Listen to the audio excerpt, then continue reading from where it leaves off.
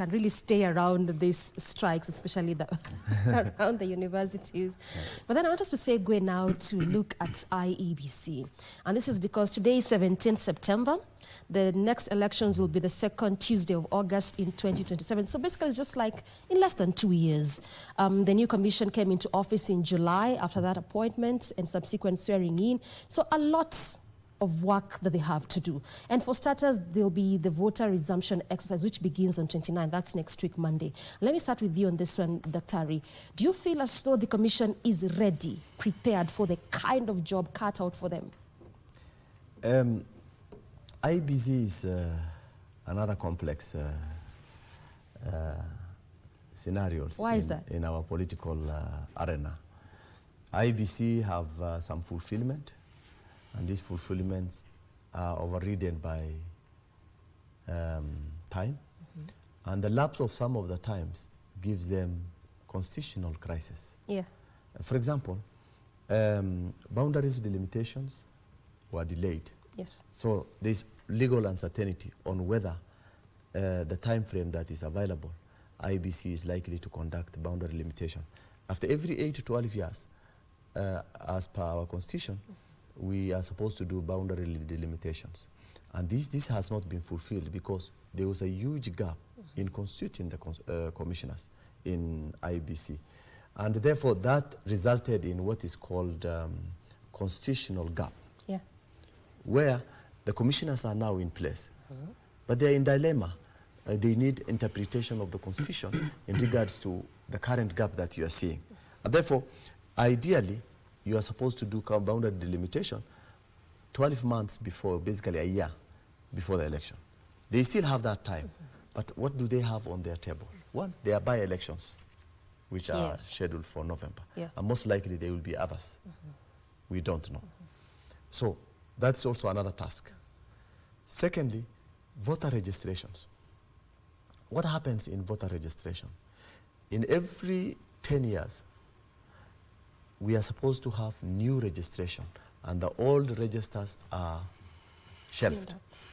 This is not possible now. According to what they have announced, is that they will be using the same voter registration of the previous years. And people are asked to change their area of voting site. But they did say that exercise beginning on Monday would also allow for new voters to register, and this is supposed to go all the way till 2 months to the next elections. No. They have said it will allow. Actually, they will go into register new registration. Yeah. We have no problem with that. Okay. The challenge is the constitution first. I think we need to accept what the bylaws that are there in the electioneering processes. That every 10 years, we must know that every 10 years, we must shelf that register and do a new registration. Yes. That has been the practice. Now it's not possible because there is no time. It is time pressure that is hitting on IEBC officials that forces them to do something which is not procedurally correct. Now, if you say that you will go into register people, look, what happens is that there are people who want to go and change their polling stations. There are people who are new who wants to go to new polling stations. There are registers which was messed up in 2022. Yes. We know very well. Yes. There was a big mess in the register for 2022 because of Big Shot's political influence. And those needs to be cleaned up. If those cleaning up is not done, then we know very well that there will be uncertainty in the outcome of that election, because much of the votes that people are thinking about, the voters' registration, is to see the effect of the election and developing confidence in the system to the extent that people believe that registration was done genuinely and the registers are very clean. What will deny IEBC with the pressure they have not to clean up the register, and we get around 500,000 people who are already dead in the register, and they will still be voted in. You know, when you go for election is when you understand the secret of the electionary process, where you find in areas which have no much influence or no cameras, people will vote in all the people who are in the register because people compromises the officials of IEBC. And this has happened in many occasions. So we have the issues of the boundaries. Yes. I think they must be seeking clarity or interpretation from Supreme Court. Actually, Alutalala Mukhwana, one of the commissioners in charge of voters exercise, says that the matter is that the Supreme Court seeking to see if they can still do the boundaries yes. or not. So I think because that's the only option they have. Yeah. You know, sometimes what happens is that you may be put in a very awkward situation. And the only way you have is to seek for interpretation of the law. So if the law interprets and say it's mandatory for them to do boundary delimitation, what happens? The election will be in crisis. Because, look, voter registration is, the biggest challenge is budget. We'll come to that. We'll come to that bit of budget. No, I'm just highlighting yeah. the obstacles before the commissioners of IEBC, so that if those obstacles can be addressed by the government, and of course through the legal process, then it will be there. For example, we talked about the boundaries. Yeah. We talked about the by-elections that they need to clear it up. We talked about the voter registration and the cleanup of those voter registration. You cannot clean up that registration if that register, if you know you had a historical register that had abnormalities or multiple errors in that context. Thirdly, the milestone for election itself, that is procurement of election process equipment, gazettement of nominations, with the deadlines, recruitment of officials of electoral commission or the election process, and of course all this requires budgeting. Their operations. Okay. And now they are already complaining that they have not been allocated sufficient budget. All right. So they can only overcome this process if sufficient budget is provided and you know, a thorough what do we call fast tracking process is done in most of the steps that they need to take. All right. Jack, really the work looks a lot. The time looks minimal. In your view, is the new commission ready, and especially in lines with the question of confidence with the kind of work they're cut out to do? Thank you, Mayos. As a Kenyan, and I think I've experienced several elections. I have participated, I have voted. I want to say that I agree with the views and point raised by Doctor. Our nation has a black stain of blood through these independent office, which it's an office that basically give this Kenya, if we have credible, transparency, and people basically that wants to see our nation, you know, moving forward. And then something has to happen. I want to say that boundary delimitations is very much important. As we think and planning for next general elections, we basically need to start from what we know. We don't want to continue going ahead when we know ahead there is fire. So if already we know there is fire ahead of us, let's clean this. If these new elected or appointed officials, they want to redeem, because if you talk about IEBC, every Kenyan has negative attitude toward this office. So this is the officials that are currently in this office, they have to redeem themselves. Okay. They have to ensure that they give Kenya credible election. And especially as when we talk about by-election that we are going to have, they have to show Kenya that they have been elected and they are working to give Kenya. Just hold it a bit, Jack. We work on your mic. Okay. A bit of glitch there, but hold on that thought. We'll revert back. But as you work on that, Daktari, I'm hearing a lot of this need to build confidence, and also the question of boundaries delimitation is coming out strongly. And if you can remember, this was one of the biggest questions that the JLAC posed to the commissioners when they were being vetted, because you already passed our constitution time frame. It's either 8 to 12 years. 8 was in 2020, 12 years was in 2024 March, and clearly we are past that. So in your view, what is the constitutional implication of going to an election which is actually below 2 years from now without boundaries review? First, I think to start with, we will be battling with legal issues. Some constituencies will definitely opt to go to court, and that will going to slow down the process of election because it is their right. Yeah. So I think we need to look at that. But I think, JLAC, you know, when it comes to parliamentarians, yes, I have one issue. You know, Parliament is where budget allocations are done, and they know there was a problem with the timeline.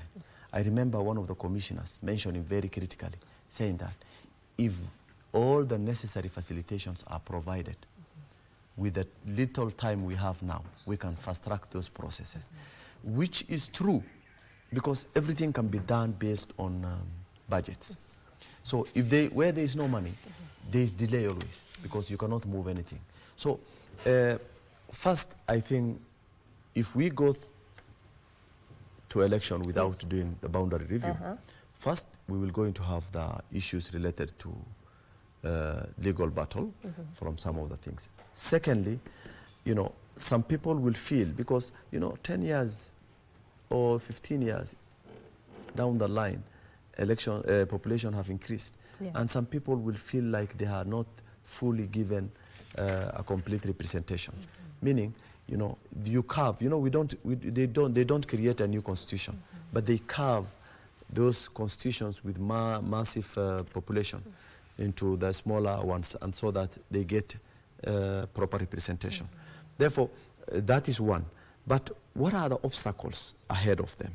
The obstacles ahead of IEBC is one, that they need to build confidence of Kenyans on the kind of registration they are going to conduct. One.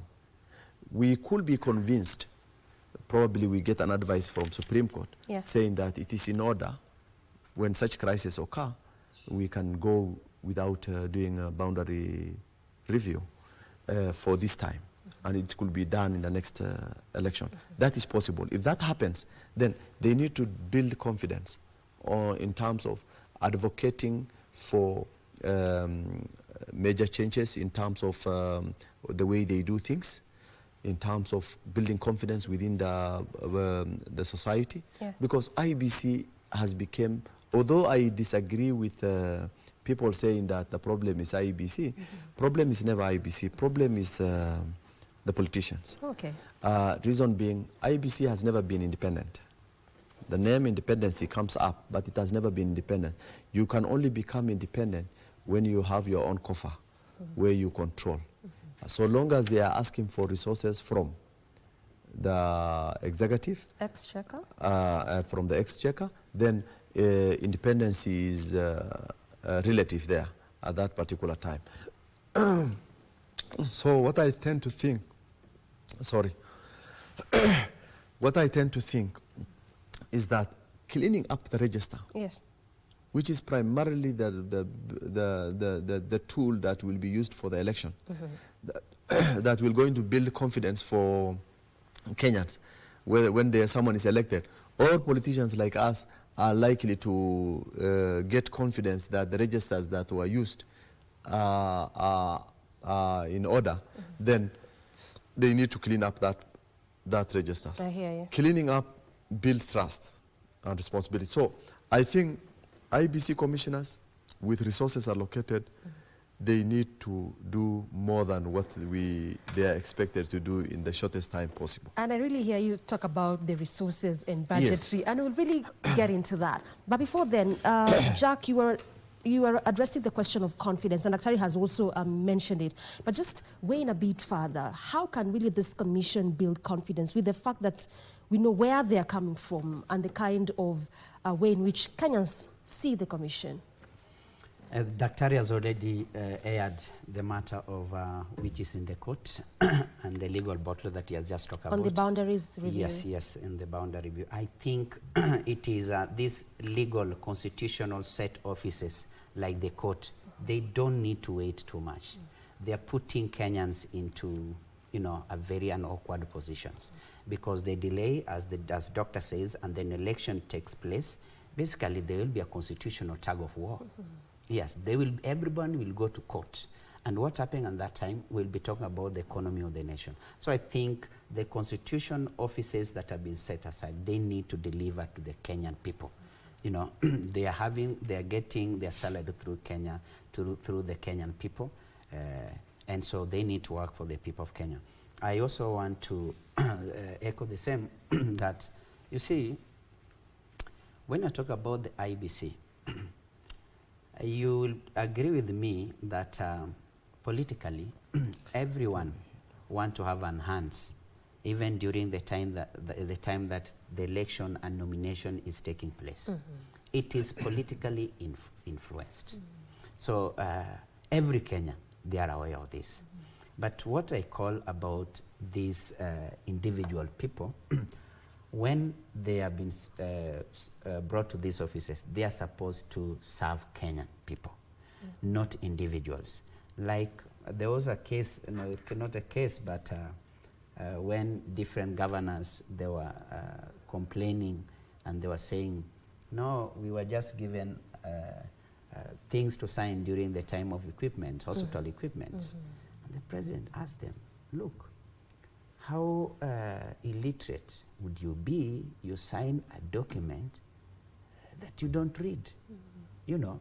So even the IEBC, the individuals that are in the offices, the people that are coming to bribe them, they need to have the integrity.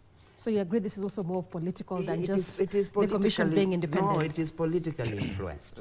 Yes, politically. During even the time the selection is taking place.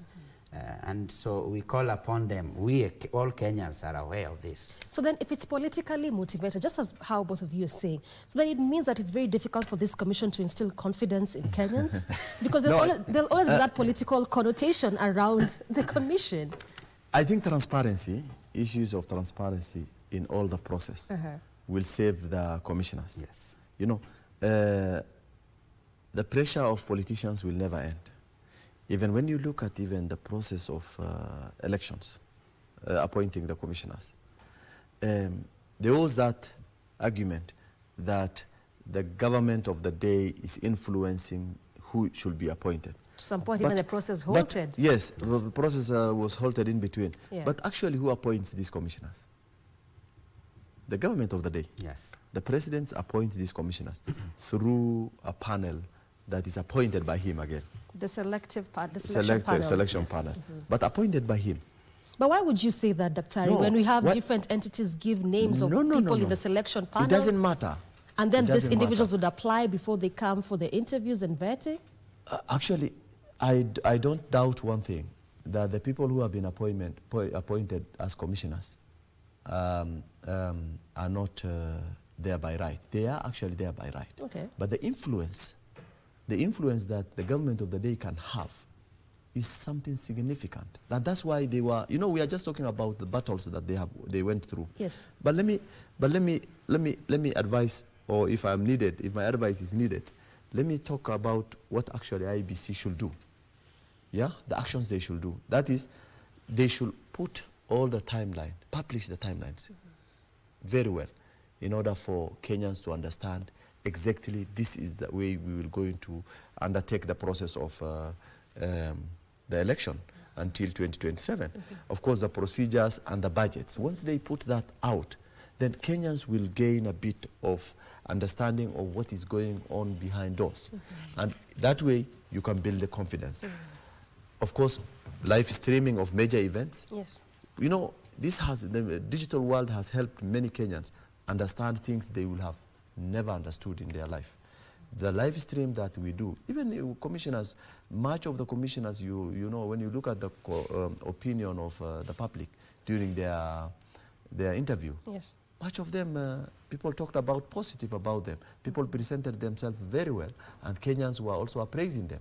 And therefore, it's not you only who comes out and decide on what. Kenyans also actually participated, but that has been achieved through live streaming. Of course, there is the real-time updates where, in the event that something is happening, if Kenyans, IEBC comes out and inform Kenyans in real time, then definitely Kenyans will gain confidence in the process that commissioners are taking place. So I think inclusivity of other stakeholders and engagement, because this is a process that requires quite a number of people. Of course, independent and accurate communication. Yeah. These are things that we must address. Demonstrate impartiality.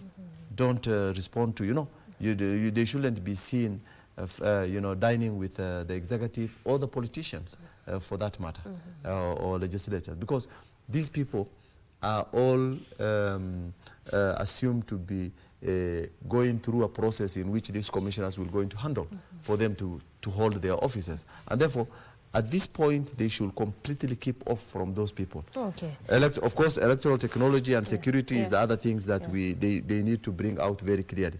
Because, for example, now, why we are saying the timeline is that the gadgets they were using, of course, there are those ones which are outdated, there are those ones which need to be replaced, there are these ones which need to be procured. And last time I was saying, sometimes we use a lot of resources to procure things from outside that is used for one time. Why don't we look into a system that is cost-effective within our reach, that can be utilized and can be trusted in that manner, and can fulfill the responsibility of the commissioners to do the election process well. So basically, I think we need to prioritize a lot of things. For example, the election booklets, the voter, the cards, those, what do we call? The ballot papers. Yeah. Why do we go to, we are making money here in Deleru. Okay. If we can make money here, that is more important than... We can equally make the, you can actually make them. Papers. So we don't need to spend a lot of money and engaging a Russian or a French company to produce a paper that has my picture on it. And the Kenyans can do it. Actually, you can even draw your own self and then vote in. So I think there are quite a number of things we can look into in terms of cutting cost. We can utilize the resources that are available on our on our vicinity. And Kenyans will be so happy if we do a very cheap election. Kenya is the most expensive election globally. We are rated globally as one of the most expensive elections in the world. Yes, Jack. Yes, just to echo what Dr. Ariab just said on the electoral. Basically, on where I sit, I think as a Kenyan, a rating from 1 to 10, Kenyan rate IEBC from 1 to 10, 2. So that is your rating. That's my my rating, but I give because I'm a Kenyan. Okay. And I interact with the Kenyan people. And I hear what the Kenyan people say, how they cry and what they say. So I think not my rating. I think that where we are as Kenyans. And we want this new IEBC to redeem themselves by doing what Dr. Ariab just said. You know, put everything in order and let there be transparency. Let them start gaining trust with the through the Kenyan people by whatever they are planning. Let them sensitize the nation on everything that they do. When it comes to election and papers and all this, Kenyans, where we are today, trust among ourselves is not there. So I think the matter on, but I know that was just Dr. Ari's opinion on printing the papers. I think we have not reached that moment because the trust, as Kenyans, still is not there. The trust is still very low. It's still very low. Okay. So I think... But let me ask one question. What makes you have more trust in an external institution rather than your own institution? Are we building a government that is not completely trusted?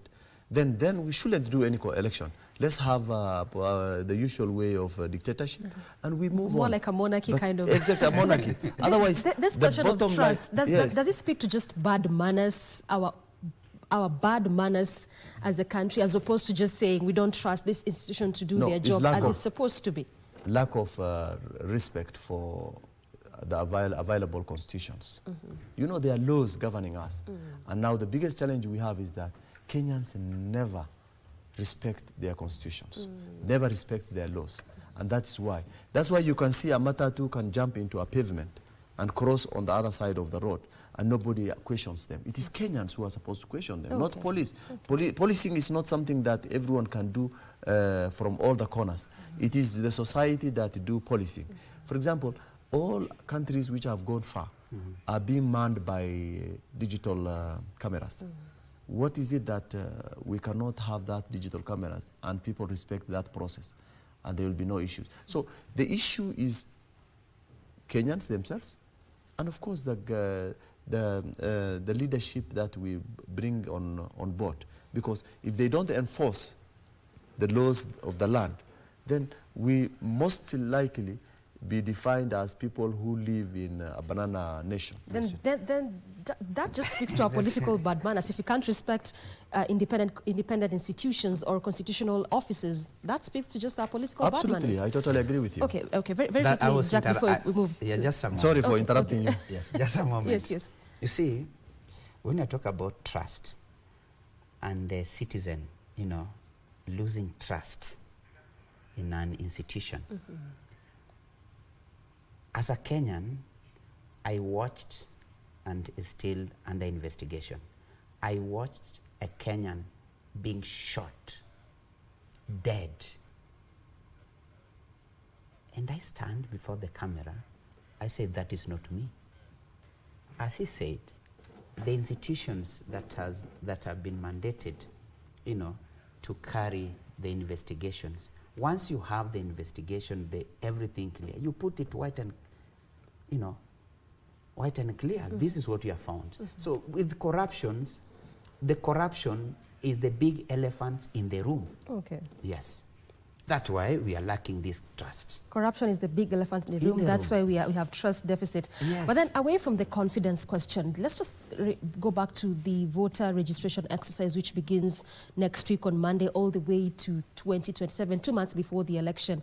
And on that one, Dr. how will this influence the politics in that year and subsequent the election? To what end and to what extent? First, voter registration is the moment when politicians, particularly from peripheral regions, northern Kenya and other areas where it's very remote, do their elections. That's the time that actually we do our elections. During voter registration During voter exercises. registration. Yes. Because we will spend a lot of resources to mobilize people to get their voter registration card and ensure that they have also registered for the polling stations that you will desire to have them. And I know IEBC has not still instituted a digital way of registration, and I tend to think people are still going there physically. Yeah, in fact, election is largely manual. Exactly. So the voter registration now will be very expensive for an individual voter, an individual who is a voter register. Meaning that, for example, you are working in Nairobi and you want to go and register in a polling station in Turkana or in Mandera, or in my constituency, Mandera West, where we will have to have voters registered there in those polling stations. The person has to spend transport, food, to go there and get registered and come back to his work. Therefore, I don't know why Kenyans fear the digital world, and that's where to go. That's why the president was insisting that whether people like it or not, I think change must be impressed, where the e-procurement, and therefore we are asking for e-voter registration. Why do I go to put my details in a book or a register in a place called Ardahalo, in a village in my place. And yet, I can sit here at the comfort of my desk. I register and put all my details there. And then they clean up their register easily, digitally. This other one had also came up with a difficult challenges where IEBC officials who are conducting the voter registration have been influenced by the sitting members of parliament or the members of county assembly or even a governor to destroy or divert the voter registrations that you have put place in a specific polling station to a place where you have not even thought of, even for the person. And then the last minute when the register is cleaned up, the results come out. You see you are registered under Turkana and yet you registered in Mandera. Meaning there are influences that people will be doing. And that's why I was saying real election in those areas, very remote areas, not these advanced urban areas. Elections actually is largely conducted during voter registration. And that means then everybody that you have registered there, you are 100% sure that they will be your voters. And that's why I'm saying primarily what you have registered in a polling station at the moment will determine what will going to elect you tomorrow when the election time arises. This exercise is huge. This exercise is a very huge exercise, and there will be a lot of resources which will be used. I hear you. And Kenyans are very happy when such things happen because handouts will be coming out. Politicians will be, we are willing to pay something out now so that registrations occur. You will see people asking for transport, airtime, lunch, something to live with family. So quite a number of things are going on. All right. Thank you. And we really have to exit at this point, but it would be not nice for me to exit without just getting your final remarks, Jack, on this one. And this is especially in regards to this by-election slated for November 27th. I know we've talked about confidence and how important that is, but then also just as we finish up, is this that litmus test for IEBC in respect to that confidence build-up? You are reading my mind. Okay, finish up then. It is a litmus test for these new officials. So as we said, the doctor already said, let them redeem and let them show Kenyans they are different and then those that have been in those offices by giving Kenyans the right people. By refusing, we want them going to the TV live, calling KBC saying, we have been bribed with these 5 million to give. But we have refused. Yes. Okay, thank you. That's what we want. No, I think no. We really have to exit. I think that we really one, have to exit that I just wanted at this to say point. one thing. We are strapped for time. We have to exit at this point. I just wanted to say one thing. That I don't think if that will be an litmus test for commissioners. Simply because this is the small constituencies that have no much interest nationwide. So we want to see the 2027 election as their first litmus test. Not this by-election. This one only they are practicing. They are time. practicing a way of conducting electioneering process. Probably if they do this very well in terms of logistical understanding and challenges, then we can see how they do the next elections. All right, that has been Dr. Harun Isaac Hassan, a political analyst, as well as Jack Matika, a governance expert, just discussing about some of those current affairs issues currently in the country, among them IEBC Tight Timelines, given the kind of work that is cut out ahead of them. Thank you very much, gentlemen, for making time. Asante sana. And we have to exit at this point in this discussion, but we are coming back in the next hour where we'll be looking at the patient